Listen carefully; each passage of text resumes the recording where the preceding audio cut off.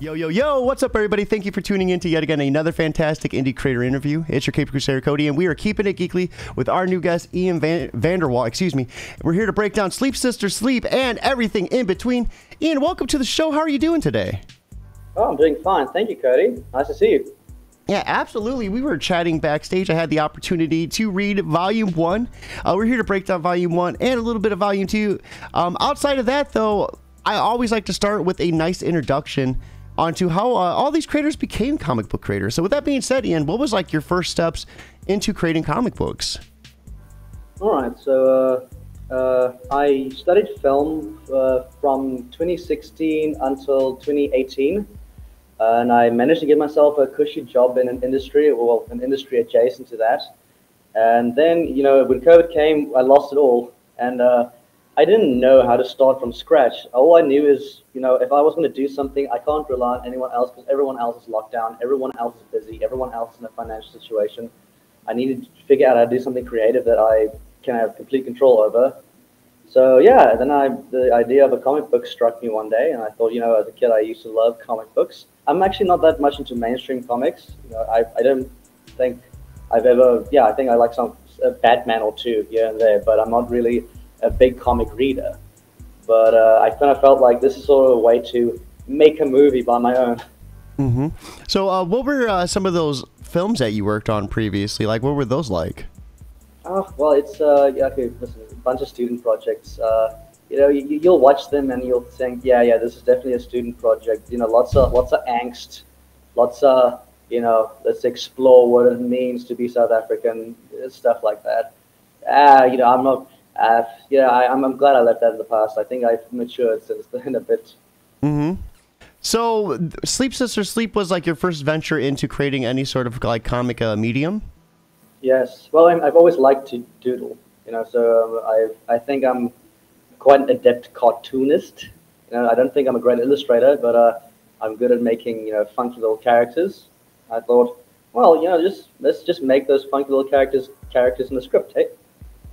So when you first started taking these steps, what did that look like when you first started creating Sleep Sister Sleep? No, just, you know, a lot of erasers. You know, I went through a lot of erasers. That's, you know, I didn't, you know, we don't really have access to, you know, like lots of digitizing software. Yeah, I did the whole thing in pencil and just like scanned it in. So, yeah. Being the writer and the artist, what's that creative process look like for you? Do you come up with the script first, or sometimes the art first, or, you know, how does that work?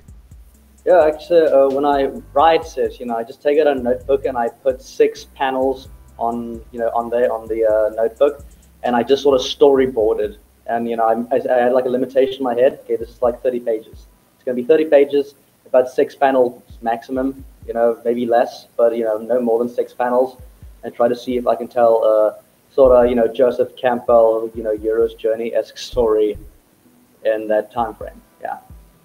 And I actually had the opportunity to read Volume 1, and I think Volume 2 is free to read on Global Comics, correct?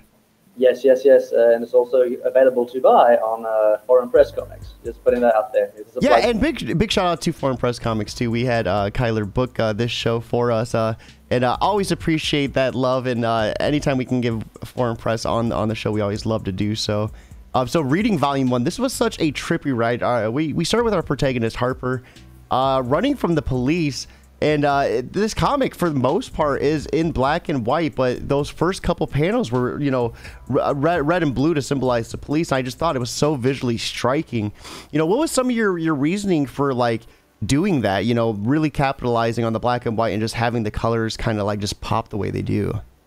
All right, so here's, like, something I have against, you know, whenever I have friends in comics, and when they try to get me into comics, I always get annoyed by how much, you know, how little show and tell there is. Listen, maybe I kept reading the wrong comics, but you know, you always knew what Batman was thinking. If you had trouble seeing what was happening in the panel, don't worry, Batman's thought bubble will, you know, keep you grounded. So when I wrote that scene, right, I wanted it to be subtle. I didn't want her to mention, oh no, the police are after me. I'd rather it just be seen. So I wrote the wee woo, and I showed it to some people, and they couldn't tell it was supposed to be police sirens. So it was at that moment I decided, okay, cool, I'm going to need like splashes of color. Mm-hmm. Yeah. So yeah, it was almost just a technical limitation thing. I needed to add some color. I think if I was smarter, I would figure out how to make the whole thing black and white. But yeah, well, but since I had that precedent, now I have to find ways to bring color into the story. Yeah, I was gonna say, because we see that effect kind of trickle throughout the pages too, in just small doses here and there.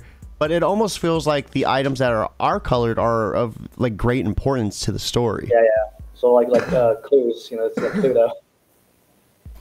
No, I always love having that planted just in that fashion. So can you give us a little bit of more of an in-depth explanation of what Sisters Sleep is about? Yeah, it's an Alice in Wonderland story. Have you ever seen Eraserhead? I'm not too sure.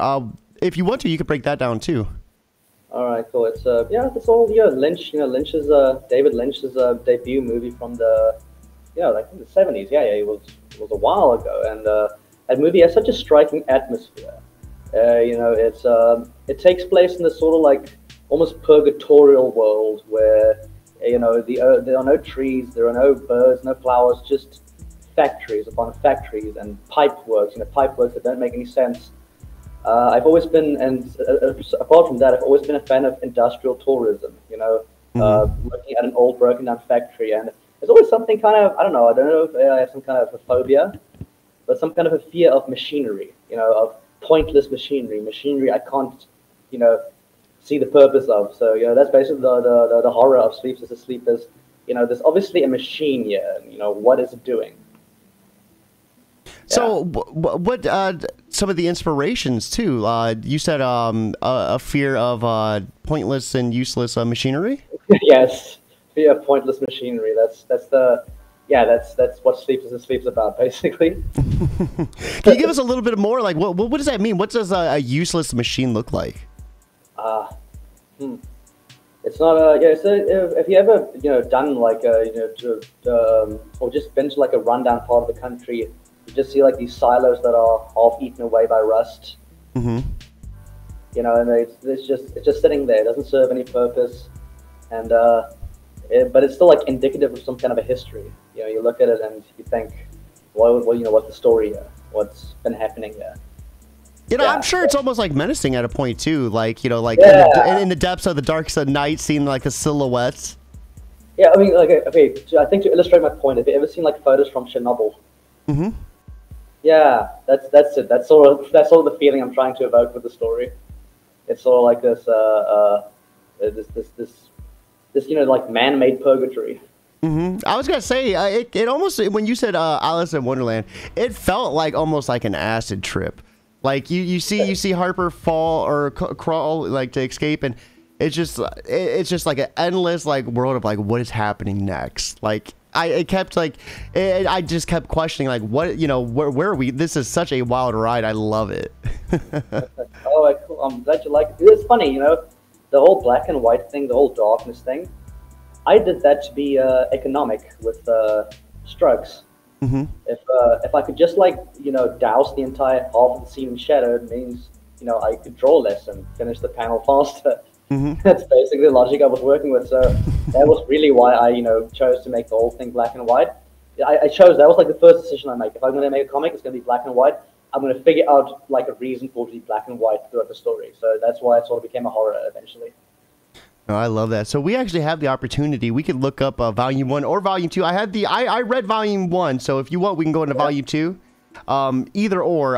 If you want, I'll scroll and you can kind of just lead us through it. No, yeah. Like I think Volume 1 can be like the advertisement for things to come. Yeah, so let's just keep it at Volume 1. Cool. And then what I'll do is I'll share the link too, so everyone watching can check it out with us. And then this is free to read on Global Comics as well, from Foreign Press Comics, so be sure to check it out. How can people support you? Is there a way for them to buy maybe a digital PDF or anything? Oh yeah, just go on Foreign Press Comics, we retail there, or just keep reading this thing, keep reading this thing, that'll support me. If you guys just keep reading this, tell your friends about this, if this is really cool, if you have like some, I don't know, if you're like on some goth clique, I feel like a bunch of goth kids would really like this. Yeah, talk to people. If it is really interesting, talk to people. So give us a little bit about this cover. I mean, we see some of these silhouettes. Is that some of those silhouettes of the machinery we were talking about? Yeah, this machinery. It's there's some stories. Yeah, you know, I kind of what I just tried to do here was just like shapes that are abstract enough that you can't really make out what they are, but you still see faces, you still see claws around there somewhere. Mm-hmm. It's just just the never-ending darkness. And then a little bit of a sinister face right here too. That's McDouglas over there. Yeah, the fellow with no. So we begin with our protagonist running from the police. I thought this was an interesting introduction. Like, what kind of led you to start off this way? Oh, just just sort of like first year writing advice. You know, if you're stuck, just throw your protagonist into like a problem. So at the point when I wrote this, you know, I had no idea why she's running from the police. Now I do. Now I absolutely do know. It's everything. Like everything in this story, I worked with ass backwards. I picked the name Sleeps as a Sleep before I knew why that would be the name. It just sounded cool. So yeah, it's very much like style over substance, and then the style became the substance. And then right here we see the blue and red start to actually kind of like fill the panel. So I liked how it like was like the whole entire background. Like Harper was like inches from being arrested and left with no choice but to go down this hole. Yeah, the whole caution hole. And right here, another. Oh, go ahead. Yes, so someone just pointed out, I need to probably like think of a reason why someone would put a sign there. I really, and like I said, how you capitalize on the colors right here. So like the flick of the lighter. Yeah. Or the magic, excuse me, and then like just the color, just the flame and the flick of it. So I really liked how that was done. Yeah, the lighter was too hard for me to draw. That's it. The lighter was too hard to draw, so I just had a flick, flick, flick. And can you make up the letters there in the first panel there, or the first page there, the under, where she's like staring at the wall. I like how it's like almost like a endless like labyrinth right here too, like walking down. Oh yeah, Dr. Seuss. Sorry, I should have mentioned Dr. Seuss as one of my inspirations.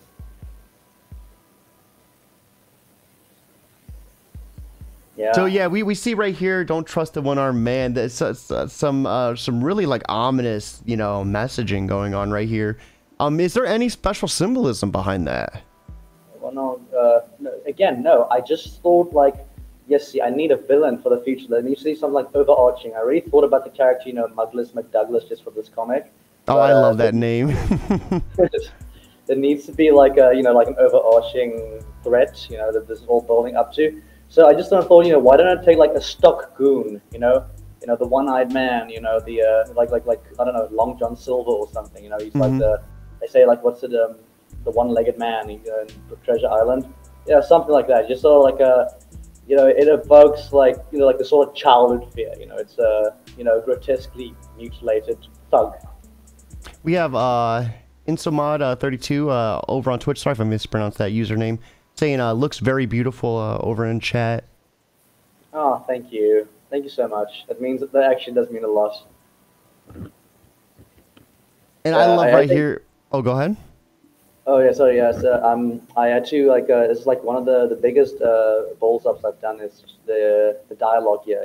Obviously I wanted it to sound like his voice was like really gravelly and tapering off, but it made it hard to read at some parts. So I hope you could make most of these out.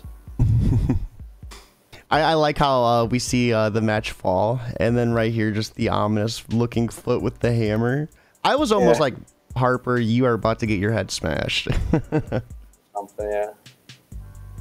Nah, but a smashed head wouldn't be useful for him, would it? No, and I love when we got to that scene. That was such a grotesque like image. I loved it so much. I was like, ooh, things are about to get spicy. So who do we find here? Who's Harper meeting right now in this room? That's Muglis McDouglas. So give us a little bit about who they are. Muglis, he's somewhat of a he's an ogre of a man. He's a monster. He's like a fairy tale sort of creature. He was once a man, obviously, since that's a human skull. He's got a human body, but something happened to him here, and now he's sort of like a reduced person. His mind is not all there. Like those old school fairy tale stories. Like the old story with Puss in Boots, where he tricks the ogre into becoming a mouse and then he eats him. I sort of wanted a villain like that, sort of like a villain that's seemingly unstoppable. Like, our heroine isn't a physical match for him, but she can easily outsmart him once you figure out what kind of twisted logic he operates on. So what's this around his neck? Because this might, I was trying to understand what it was, and it might be something like a phrase that you guys say in South Africa. So like what is this? Around his neck, that's just piping. Well, no, the phrase. Like, what's the phrase mean? Oh, yeah. Life's a set of vagaries, isn't it? It's vagaries. Actually, I took that like from a British novel. I think it was the Apocalypse Now fellow. Vagaries. That phrase is in there somewhere. Life's a set of vagaries. It just means you can't control anything, can you? Everything. I love that. Yeah. Oh, that's awesome. Yeah. So obviously he means it like in a positive light, because she's awake, and that's exactly what he wants. Yeah. I really love your use of paneling, like for the sound effects, like the click right here. This is awesome. Yeah, it's all about I don't want at any point. I don't want us to see what these characters are thinking. I want you to be able to see what they are thinking just by looking at them, just by seeing their behavior. That's going to be it. So what are we seeing happening across these panels right now between our protagonist and McDouglas? Yeah, it's also supposed to like sort of show the passage of time. She's here, an indeterminate amount of time, and she's looking for an escape, trying to pry open the door, checking under the mattress, knocking to find some weak spots on the wall, but she can't find anything. And he just, like the implication here, obviously it's just saying like one paragraph here, but the implication here, he just hasn't shut up once since she's been here. So this is torture, absolutely. And then right here, I thought was another interesting part. We see another introduction of color with these Scrabble pieces. Is the Scrabble pieces? It seems like such a weird thing to find, like in the sewer area. Yeah, it is weird. It is supposed to be kind of surreal, but there is an explanation for it. I'm not going to explain it now. He's like, you're gonna have to keep reading to find out. Yeah, but it'll make sense. It'll make sense. Well, how this world works and what's happening. But obviously, I kind of wanted to like write a protagonist that wouldn't like look at these things and with surprise, she'd almost like kind of roll with it. Because okay, cool. I'm being held captive by this monster man in an underground labyrinth. The scrub piece falling out my shoe. She just goes. It's just yeah. I guess this is hoping I'm just reaching like the camel's back of the trip here, I just noticed too, I guess maybe because when I was reading it on my phone, but it says murderer right here when the pieces all fantastic. line You're up. the first person to notice that. You were the first person I've spoken to that noticed that. Very ominous messaging going on right there. Yeah. And we kind of see some of this dialogue get a little bit more spicier right here. Hold your tongue, girl. Like, so is McDouglas kind of getting aggravated here? Yeah, it says, she's obviously not, he lives in a fantasy world, right? And she's not indulging him like he obviously wants to be indulged. She mouths off to him, and he just, like a typical cloud cuckoo-lander. He can't handle anyone that deviates from, what he sort of wants from the world. It's sort of like a he's an interesting character. It's all like this kind of personality that gives up on the world, and just decides to like live in their own world, where everything can be as they want it to be forever. I really like the reflection of the face and the cup too in the water. Awesome job with that too. That's awesome. That's like a foreshadowing now. And right here too gets a little crazy too. So what's going on in these top panels right here? Yeah, she lights the lighter. She lights the cigarette. then there's the middle panel, and then she wakes up. I'm not going to explain the middle panel. That's it. What you see is what you get. And then we see the scissors coming out too. McDouglas going a little ham here, it looks like. Yeah, there's a little lamb. You know, it's got some symbolism. You know, like some symbolism thrown in there with the you know, like the sort of like the repeating dialogue he has. You know, these are like allusions to stuff that will happen eventually in the story. You know, sort of like this whole idea that, you know, all madmen speak the same language, which is sort of like a trope in these kinds of stories. Yeah, and by the way, that panel on the just one back has to be one of my favorite panels. Just the close up on his eyes, you know, just one up. Yeah, that close up on his eyes, you know, the sort of crazed look, you know, because you can tell he's angry. You know, he's a skull. You can't really see any expressions, but you can tell right then, and he's pretty PO'd right there. So right here's another interesting part of the story. We see that he doesn't want Harper like disfiguring any part of their face or anything like that. You know, what was some of the reasoning behind that? It's like early in the story, you know, he sort of makes his intent clear. He wants her to keep her face pretty, and he wants to find his scissors. And she figures out, you know, the pretty face is sort of a thing with him. You know, it's sort of she figures out as his Achilles heel. So yeah, under the pretext of just wanting to smoke one little cigarette, you know, because he hasn't shut up about faces. I mean, he's called Muggless McDouglas. He doesn't have a face, so I guess she just, you know, pieced together the puzzle that this is his fairy tale. You know, this is his over weakness. Oops, hold on one second. Let me. Accidentally clicked off. There we go. But yeah, I think, you know, it gets explained, you know, when you like go on with the comic. Yeah, right here. We were talking about this backstage. I thought this part was so gruesome. You know, Harper leaves the room, stumbles into another one, and it's just filled with a wall full of faces. Yeah, you see that these are all like rejected faces. Can you tell? I love the piggish face. It has like a pig snout. Yeah. Punchable. Too foppish, too sickly, too long, too fat, slimy, too Hugh Granty. Yeah. So you know, I guess you know, this is like just a whole bunch of contextual clues just to give you an idea on how this guy's head worked. Yeah, he's gonna return. You know, he's gonna be a recurring character. Yeah, I loved how it took like such like it built up that climax, and then once it hits and you see that wall, it's like holy crap. So we see. Like, oh, go ahead. Yeah. So it's all like this whole thing where you know, right after she sees that, right, she's like just sort of seen reclining against a wall, you know, sort of given up. You know, this is very what's the protagonist? What, the Dark Night of the Moon or something? Or Dark Night of the Soul kind of thing, where yeah, she's gonna have a lot more moments like that in the series. You know, where you know, this is the story about a city full of madmen. You know, about people whose worst instincts take over, and you know, basically she's gonna see the worst in humanity, and it's gonna cause her to reflect on herself. That's basically the through line. Yeah. We see Harper meet another interesting character right here. So who's this right now trying to bum a cigarette? Don. Yeah, his full name's Don Coyote, you know, as in Don Quixote. It's sort of like this beatnik, you know, 60s college professor type of character. And he's basically one of the closest thing of a, you know, he's not a friendly face. He's like going to be a semi-friendly face that she encounters in this world. He's going to show up more than once.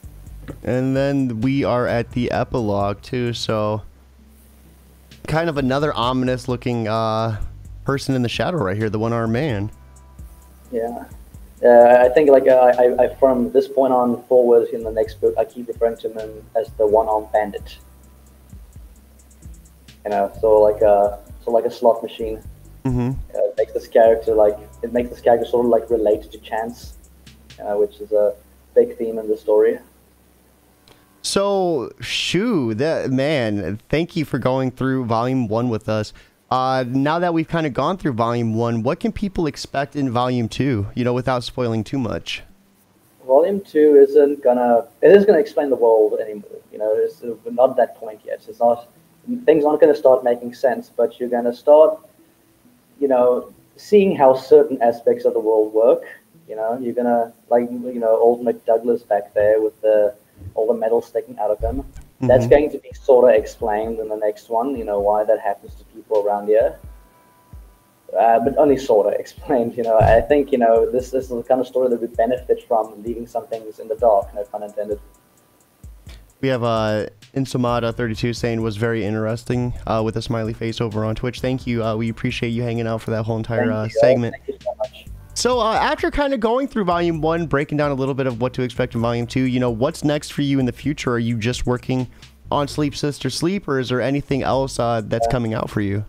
We have a very soft deadline for Volume 3. That's going to be June. But it's, you know, as you said, like, life's a set of vagaries. You know, you have no idea what's going to happen next. But I'm sure we'll be able to, you know, get all of it done by then. No, that is awesome. So, Ian, before we end things completely, I always love finishing the show on a strong note, and that's asking for a little bit of advice. So for anyone that is watching that wants to get started in comics, but maybe they're having a hard time getting going with the art or the writing or anything in between, what would be some of your advice to help them get motivated in just starting? All right, well, I feel like I'm going to be bad for this because I'm not that motivated myself, but I think I can, I think the lesson I learned is that you got to schedule time. You know, if you got to, like, decide beforehand, okay, cool, this is going to be the time and the day I'm going to work on the comic. Mm-hmm. And, you know, that'll make it easier to hold yourself accountable. And in fact, tell people about it so they can, you know, get on your back about it even. Yeah, having that extra layer of accountability. Yeah, and make it a set time, you know. Don't work longer than you need to. If, you know, say an hour, and just make sure you work the entire hour, and then you drop it afterwards and you go do what you want to do. No, that sounds perfect, because you don't want to burn yourself out either, right? You want to get the work done, but within reason. No, that makes total sense. Ian, thank you so much for stopping by. Everyone watching, right here is the link to read this for free on Global Comics. Volume 2 is on there as well. So be sure to check them both out. And if you can, share them on Facebook and Twitter. Word of mouth is 100% free. With that being said, it is one hell of a Friday afternoon. I hope you all have a beautiful day. But most importantly, guys, keep it geekly.